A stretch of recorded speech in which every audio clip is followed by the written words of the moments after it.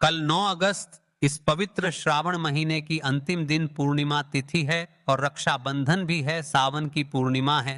भाई ये सिर्फ एक तिथि नहीं, ये उस देवों के देव महादेव के चरणों में समर्पण का आखिरी मुकाम है। पूरे सावन भर जिसने उपवास किए, जिन्होंने शिवलिंग पर जल चढ़ाया, जिन्होंने दिल से महादेव को पुकारा, अब वो घड़ी आ गई है जब फल मिलने का समय है। लेकिन इस बार ये सिर्फ सावन पूर्णिमा नहीं है, इस बार ये रक्षाबंधन भी है और शनिवार भी है, यानी नारी शक्ति, शिव शक्ति और शनि देव की दृष्टि, तीनों का अद्भुत संगम।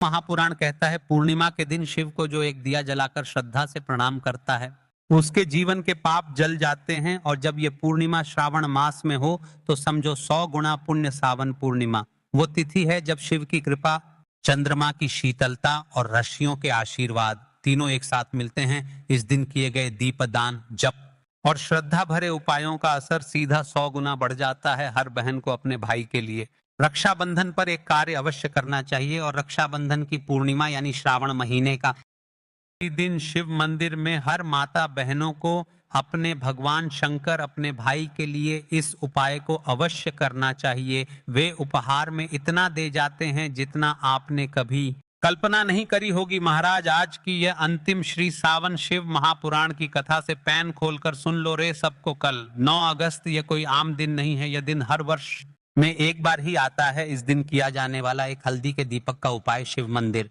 में किसी भी समय महाराज, और रक्षाबंधन के समय अपने भाई को राखी बांधते हुए श्रीफल अर्थात नारियल देते हुए हर बहन को यह छोटा सा कार्य अवश्य करना चाहिए। राखी का मतलब सिर्फ धागा नहीं है, ये उस स्त्री की आस्था और कामना का प्रतीक है जो अपने भाई के लिए दुर्घटनाओं से रक्षा, आयु में वृद्धि और घर में सुख समृद्धि की प्रार्थना करती है। लेकिन इस बार रक्षाबंधन शनिवार को पड़ा है, शनिदेव की दृष्टि बहुत प्रबल है, और जब बहन हल्दी के दीपक से शिव को दीपदान करती है तो उसका तेज इतना बढ़ जाता है कि शनि की कुदृष्टि भी बच नहीं पाती।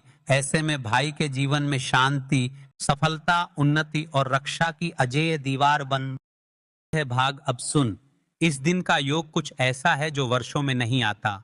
9 अगस्त, सावन पूर्णिमा, रक्षाबंधन, बहन भाई का पवित्र पर्व, शनिवार, शनिदेव की दृष्टि का दिन, प्रदोष काल, शिव को सबसे प्रिय समय, यानी इस दिन किया गया एक दीपक का उपाय तेरे जीवन में 108 जन्मों के दोष मिटा सकता है। और यही उपाय है हल्दी का दीपक भाग 4। हल्दी का दीपक क्यों? हल्दी लक्ष्मी का रूप है, दीपक शिव का रूप है। जब तुम हल्दी से बना दीपक जलाते हो तो शिव और दोनों प्रसन्न होते हैं। और अगर ये दीपक प्रदोष काल या रात्रि 9:15 के बाद जलाया जाए तो उसका असर तुरंत दिखता है। दिया लो मिट्टी या पीतल का चलेगा, उसमें थोड़ा सा सरसों का तेल या घी भरो, एक लंबी बत्ती डालो, अब थोड़ी हल्दी मिलाकर उस दिए को पीला कर दो। इसे महादेव के सामने घर के ईशान कोण या तुलसी के पास रखकर शिव जी का मूल मंत्र जपो, ओम नमः शिवाय, कम से कम 108 बार। फिर भाई के नाम से प्रार्थना करो उसकी रक्षा, समृद्धि और सफलता के लिए। देखिए महाराज, एक अच्छी घटना,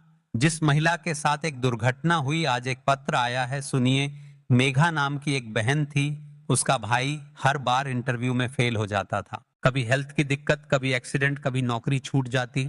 रक्षाबंधन के दिन वो बहुत रोई। फिर एक पंडित ने कहा हल्दी का दीपक जला, शिव को पुकार और भाई के नाम से प्रार्थना कर। मेघा ने वही किया, एक दीपक जलाया, शिव का नाम लिया और सच्चे मन से रक्षा मांगी। अगले महीने भाई को सरकारी नौकरी मिली। अब भी हर साल सावन पूर्णिमा पर वो हल्दी का जरूर जलाती है। जिन्होंने पिछले वीडियो में कमेंट किया था वे लोग जान ले अपनी राशि से जुड़ा भाग्य। सबसे पहले राशि है मेष। आज तुम्हारे जीवन में कोई बड़ा परिवर्तन आ सकता है अगर तुमने यह उपाय श्रद्धा से किया, सफलता निश्चित है। दूसरी और विशेष राशि है तुला। पिछले कुछ समय से जो रुकावटें थीं अब समाप्त होंगी। रक्षाबंधन का ये दीपक तुम्हारे भाई की किस्मत खोल देगा। देखिए पूर्णिमा तिथि के दिन, श्रवण के आखिरी दिन, हर घर, हर महिला को यह एक छोटा सा कार्य रात्रि में अवश्य करना चाहिए। महाराज, सो जाएं तो एक छोटा सा दिया लेकर अपने बिस्तर के पास रखो और 11 बार कहो, हे शिव शंकर, मेरी कामनाएं पूरी हो, मेरे भाई की रक्षा हो और हमारे जीवन से अंधकार हट जाए। फिर ओम शिवाय नम मंत्र 27 बार झपकर सो जाना। देखना सपनों में भी शिव तुम्हें दर्शन देंगे। भाई, अगर तुम बहन हो तो आज का दिन तुम्हें वरदान देने आया है। अगर तुम भाई हो तो आज का दीपक तुम्हारी रक्षा का कवच बन सकता है। और अगर तुम अकेले हो तो समझो शिव खुद तुम्हारे भाई बनकर खड़े हैं। दिया थोड़ी सी हल्दी और सच्चे मन से की गई प्रार्थना, बस यही चाहिए जीवन को बदलने के लिए। तो देखिए हम उसे विशेष और मुख्य उपाय की तरफ चल रहे हैं जो आपको कल के दिन अवश्य करना है। और हाँ, आखिरी में हम अंतिम में आपको एक छोटा सा कार्य बताने वाले हैं जो श्रवण के आखिरी दिन यानी पूर्णिमा तिथि के दिन किया जाता है, जिससे शिव जी की कृपा प्राप्त होती है। तो वीडियो को बीच बीच में से स्किप ना करें। अब ध्यान से सुनो, इस एक दीपक और हल्दी वाले उपाय को हमें इस शुक्रवार के दिन करना किस समय है। इस उपाय को करने का जो समय है वह सुबह का समय है और शाम का समय भी है। अब देखिए यहाँ पर हम मुख्य रूप से सुबह का समय नहीं बोलेंगे क्योंकि 9 अगस्त शनिवार श्रवण का आखिरी दिन पूर्णिमा व्रत और रक्षाबंधन, और इस दिन प्रदोष काल के समय का बहुत महत्व होता है। बाकी अगर सुबह के समय भी करेंगे तो भी अच्छा होगा, उसमें कोई भी दिक्कत वाली बात नहीं है। तो चलिए जानते हैं इस विशेष उपाय के बारे में। लेकिन उससे पहले एक प्रार्थना, अगर आप इस चैनल पर नए हैं तो आप इस वीडियो को लाइक करें, को सब्सक्राइब करें और कमेंट बॉक्स में आप अपनी राशि या अपना नाम जरूर डाल दें, क्योंकि हम राशि से जुड़ा भाग्य भी बताते हैं और भाग्य में चल रही परेशानियों को दूर करने के लिए वह आसान से आसान उपाय भी बताते हैं। तो चलिए अब हम अपने सबसे पहले उपाय की बात कर लेते हैं। देखिए हम सभी के घरों में माता तुलसी का पौधा अवश्य ही होता है। तो देखिए हमें तुलसी जी के पौधे से सबसे पहले तो 3 पत्ते तोड़ने हैं और इन तुलसी जी के पत्तों को तोड़ने के बाद आपको एक चुटकी हल्दी भी अपने साथ में लेनी है। हल्दी के अंदर को जल मिलाकर के पेस्ट के रूप में तैयार करना है और इसी के साथ में आपको एक दीपक भी लेना होगा। दीपक आप मिट्टी का भी ले सकते हैं, आटे का भी ले सकते हैं, और इस दीपक में आपको शुद्ध घी डाल करके इसमें आपको लंबी रुई की बाती का प्रयोग करना है। देखिए दोस्तों आपके पास है 3 तुलसी जी के पत्ते हैं। तो पहला जो तुलसी जी का पत्ता है उस पर आपको सबसे पहले तो जो आपने हल्दी ली है उसकी एक बिंदी लगानी है। और पहला जो तुलसी जी का पत्ता है, आपके घर में भगवान विष्णु का चाहे कोई सा भी स्वरूप हो, चाहे गोपाल जी का स्वरूप हो या फिर भगवान कृष्ण की आपके मंदिर में प्रतिमा हो या फिर भगवान श्री राम की प्रतिमाएं, उनके सामने आपको पहला तुलसी जी का पत्ता अर्पित करना है। अब देखिए दोस्तों आपके पास जो 2 तुलसी जी के पत्ते हैं और आपके पास जो एक दीपक है, इन्हें आपको लेकर के पहुंचना है अपने ही घर में तुलसी जी के पौधे के पास में। देखिए सबसे पहले तो आपके पास जो 2 तुलसी जी के पत्ते हैं उन पर भी आपको हल्दी की एक एक बिंदी लगानी है और उन दोनों ही तुलसी जी के पत्तों को आपको अपने घर में तुलसी जी के पौधे के वहां पर ही अर्पित कर देने हैं।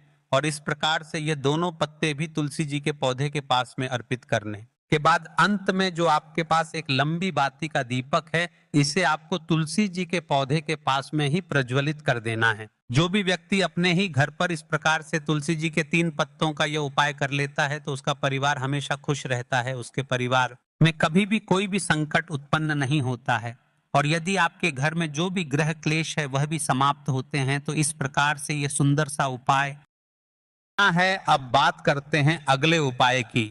देखो यदि आपके जीवन में आर्थिक संकट बहुत अधिक हो रहे हैं, धन की समस्या लगातार जीवन में बनी हुई है, 1 रुपयों को प्राप्त करने के लिए आपको बहुत अधिक मेहनत कर रहे हैं, तो आज रात्रि में सोने से पहले आपको हो यह एक चमत्कारी दीपक का उपाय अवश्य करना है। या फिर यदि आपका जो व्यापार है, बिजनेस है, दुकान है, वो अच्छे से नहीं चल पा रही है, तो आज रात्रि में इस विशेष दीपक का उपाय आपको अवश्य करना चाहिए।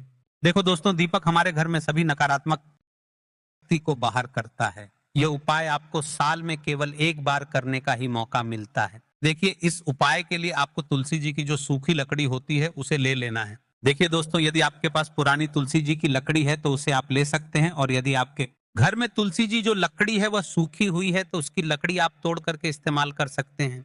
लेकिन आपको ध्यान रखना है कि सूर्यास्त से पहले पहले ही आपको ये जो तुलसी जी की लकड़ी है इससे अवश्य ही तोड़ लेना है।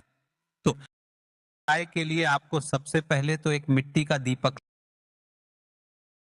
दीपक लेना होगा। चाहे तो आटे का दीपक भी ले सके, क्योंकि आटे का दीपक सभी दीपक में सर्वोत्तम माना गया है। इस दीपक के अंदर आपको शुद्ध घी का प्रयोग करना होगा और इससे दीपक के अंदर आपने जो तुलसी जी की लकड़ी ली है उसे भी रख देना है। लेकिन यह जो तुलसी जी की लकड़ी है इसमें आपको चारों तरफ अच्छे से घी लगा लेना है। जो तुलसी जी की लकड़ी है यदि आप उपाय करते हैं और बहुत ही शीघ्रता से जल जाती है, तो इसके लिए आपको एक कार्य करना है। आपको ले लेनी है और उस रुई को आपने जो तुलसी जी की लकड़ी ली है उस पर अच्छे से चारों तरफ लपेट देनी है। तुलसी जी की लकड़ी के ऊपर रुई लपेटने के बाद इसे आपको पूरा घी के अंदर डुबो लेना है। अब इसे आपको बाती के रूप में प्रयोग करना है। अब दोस्तों इस दीपक को आपको प्रज्वलित कहाँ करना है? तो इस दीपक को आपको या तो भगवान विष्णु के सामने प्रज्वलित करना होगा, या फिर आपको भगवान श्री राम के सामने प्रज्वलित करना होगा, या फिर भगवान कृष्ण के सामने यानी कि भगवान विष्णु अवतार हैं उनके सामने आप यह दीपक प्रज्वलित कर सकते हैं, या फिर आप इस दीपक को माता तुलसी जी के सामने भी प्रज्वलित कर सकते हैं। पूज्य गुरु जी ने बताया है कि जो भी व्यक्ति इस प्रकार से तुलसी जी की डंडी से यह दीपदान कर देता है, उसके जीवन में कभी भी धन की समस्या नहीं होती है। इसीलिए आपको यह पूरे साल में केवल एक बार ही मौका मिलता है। इस उपाय को करके देखना, आपकी सभी इच्छाएं जरूर पूर्ण होंगी। ये जो उपाय है रात्रि में सोने से पहले करना है। ये इस उपाय के लिए आपको 2 हरी इलायची लेनी, हरी इलायची आपको साबुत लेनी है, खंडित नहीं होनी चाहिए। और इसी के साथ में आपको मात्र थोड़ा शहद लेना है। शहद आपको मात्र आधा चम्मच या फिर उससे भी कम ले लेना है। और इसी के साथ में आपको एक दीपक ले लेना है। दीपक आप चाहे तो मिट्टी का भी ले सकते हैं, और आप चाहे तो शुद्ध आटा मढ़कर उसका दीपक भी आप तैयार कर सकते हैं। इस दीपक के अंदर आपको मौली का जो धागा आता है कलावा का, उसकी बाती का प्रयोग करना होगा। यानी कि इस दीपक के अंदर आपको लाल रंग की बाती का प्रयोग करना होगा। के अंदर आपको शुद्ध घी का प्रयोग करना होगा। अब ये सारी सामग्री लेकर के आपको अपने घर में जो भी मंदिर है वहां पर पहुंच जाना है, और आपको माता लक्ष्मी के किसी भी स्वरूप के सामने बैठ जाना है। अगर माता लक्ष्मी की फोटो है, माता लक्ष्मी की प्रतिमा है, तो उनके सामने आपको बैठ जाना है। अगर माता पार्वती की प्रतिमा है तो उनके सामने आपको बैठ जाना है। यानी कि किसी भी माता के स्वरूप के सामने आपको बैठ जाना है। अब देखिए, सबसे पहले तो आपको माता रानी के सामने थोड़ी सी चावल की ढेरी बना देनी है, आपको माता रानी के सामने रखना है। उसके बाद आप जो एक दीपक लेकर के गए हैं, दीपक को आपको उन्हीं चावल के दानों के ऊपर रख देना है, और फिर इस दीपक को आपको माता रानी के सामने प्रज्वलित कर देना है। देखिए, इस दीपक को प्रज्वलित करते समय आपको ओम महालक्ष्मी नमः इस मंत्र का लगातार जाप करते रहना है। दीपक को प्रज्वलित करने के बाद आप जो 2 हरी इलायची लेकर के गए हैं, उसमें से एक हरी इलायची को तो आपको उसी दीपक के अंदर डाल देनी है, और वहीं पर आपको 21 बार ओम महालक्ष्मी मंत्र का जाप कर लेना है। अब आपके पास जो शहद है और एक हरी इलायची है, उसे सीधे आपको लेकर के पहुंच जाना है भगवान शिव के मंदिर में। पूज्य गुरु जी ने बताया है कि यह उपाय आपको सिर्फ और सिर्फ शाम के समय ही करना होगा। शाम को जब भी सूर्यास्त का समय होता है तो उस समय आपको यह उपाय करना है। लेकिन सबसे पहले तो आपके पास जो एक हरी इलायची है, उसे आपको उस शहद के अंदर अच्छे से डुबो देना है। यानी कि शहद का लेपन उसे हरी इलायची पर चारों तरफ आपको कर देना है। अब ये जो शहद से युक्त हरी इलायची है, इससे आपको भगवान शिव के शिवलिंग पर अर्पित कर देनी है, और आपको वो श्री शिवाय नमस्तुभ्यम इस मंत्र का लगातार जाप करते रहना है। फिर इसके बाद आपको एक लोटा जल भी अपने साथ लेकर के जाना है। तो यह एक लोटा जल भी आपको धीरे धीरे शिवलिंग पर समर्पित कर देना है, और आपको श्री शिवाय नमस्तुभ्यम इस मंत्र का जाप करते रहना है। फिर इसके बाद आपको अपने घर आ जाना है। इस प्रकार से आपको यह उपाय कर लेना है। तो चलिए जान लेते हैं गुरु जी द्वारा बताए गए दूसरे उपाय के बारे में। देखिए, इस उपाय के लिए आपको लेना है 11 चावल के दाने। गुरु जी ने कहा है चावल के दाने खंडित नहीं लेने हैं, बिल्कुल साबुत होने चाहिए। उसके साथ में आपको लेना है एक बेलपत्र। बेलपत्र का भी एक नियम है, अगर आपके पास बेलपत्र नहीं है तो आप शिवलिंग से उठाकर उसको पुनः शुद्ध जल से धोकर इस्तेमाल कर सकते हैं। इस प्रकार आपको बेलपत्र लेना है। इसके बाद आपको एक लोटा जल लेना है। अब ये सब सामग्री लेकर आपको जाना है महादेव के मंदिर में। आपको उत्तर साइड में खड़े हो जाना है, और सबसे पहले आपको एक बेलपत्र अपने हाथ पर और 11 चावल दाने रखकर शिवलिंग के ऊपर अपना नाम और गोत्र बोलते हुए समर्पित कर देना है, और ओम नमः शिवाय श्री शिवाय नमस्तुभ्यम का लगातार जाप करना है। अब आपको जो एक लोटा जल साथ में लेकर आए थे, उसे धीरे धीरे बेलपत्र और चावल दाने के ठीक ऊपर आपको समर्पित करते जाना है, और शिव पुराण के मूल मंत्र श्री शिवाय नमस्तुभ्यम का 11 बार जाप करना है, और अपनी मनोकामना बोलते जाना है। देखो, बस छोटा उपाय करना है, देखना एक दिन आपके सब काम बनने लग जाएंगे। गुरु जी का बहुत ही विशेष उपाय है। चलते हैं तीसरे उपाय की तरफ। देखिए, इस उपाय के लिए आपको एक तांबे के पात्र के अंदर सबसे पहले अपने घर से शुद्ध जल लेना है। फिर इसी के साथ में आपको मात्र थोड़ा सा शहद लेना होगा।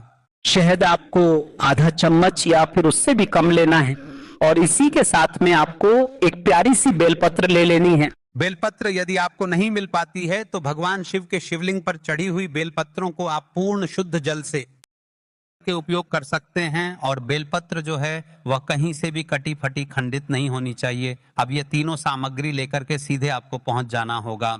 भगवान शिव के मंदिर में यह उपाय सुबह से लेकर के शाम तक किसी भी समय कर सकते हैं। देखिए, सबसे पहले तो आपके पास जो शहद है उससे आपको अपने सीधे हाथ की चिंठी उंगली के जो पास वाली उंगली होती है अनामिका उंगली, उसमें थोड़ा सा शहद आपको लेना है और इससे फिर आपको शिवलिंग पर जहां माता अशोक सुंदरी का स्थान होता है वहां पर आपको ओम निर्माण करना है। लेकिन जलाधारी के बिल्कुल बीच में जो स्थान होता है उसे माता अशोक सुंदरी का स्थान कहते हैं और इसी स्थान पर आपको शहद से ओम का निर्माण करना है। अब दोस्तों, आपके पास जो एक बेलपत्र है उसे आपको अपने सीधे हाथ की हथेली पर रखना है और महादेव से आपको अपनी विशेष मनोकामना, आपके जीवन में जो भी संकट चल रहे हैं, जो भी समस्याएं चल रही हैं, जो भी जीवन में दुर्भाग्य बना हुआ है, आप अपने किसी भी कार्य में सफल नहीं हो पा रहे हैं, तो जिस भी प्रकार की आपकी समस्या है उसे दूर करने आपको महादेव से प्रार्थना कर लेनी है। और फिर यह जो एक बेल पत्र है इससे इसे आपको शिवलिंग पर माता अशोक सुंदरी वाले स्थान पर समर्पित कर देनी है। देखिए, जहां पर आपने ओम का निर्माण किया है उसी के ऊपर आपको यह बेलपत्र भी समर्पित कर देनी है। देखिए, बेलपत्र की चिकनी साइड का हिस्सा शिवलिंग से स्पर्श होगा और इसकी जो डंडी है वह आप